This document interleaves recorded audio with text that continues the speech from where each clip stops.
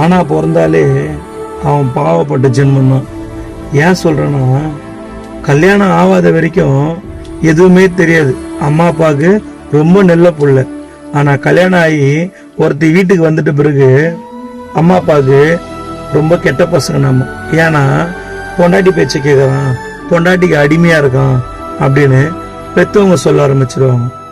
பொண்டாட்டி என்ன சொல்லுவா, இன்னமும் சம்பாரிச்சு மொப்பாங்க அம்மாண்டே கொடுக்குற, என்கிட்ட கொடுக்கணும்னு உனக்கு தெரியாதா அப்படின்னு பொண்டாட்டி ஒரு பிரச்சனையை உருவாக்குவோம்.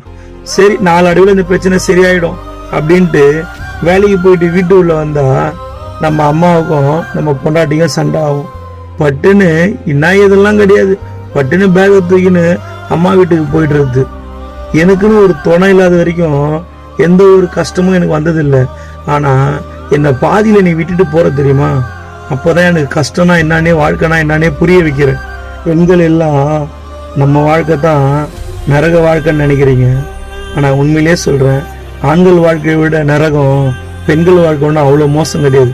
இருக்கத்திலே வலியும் வேதனையும் அதிகமாக அனுபவிக்கிறது ஆண்கள் தாங்க. இதை நிறைய பெண்கள் புரிஞ்சுக்கணுன்றதுக்கோசம் நான் இந்த வீடியோ போடுறேன்.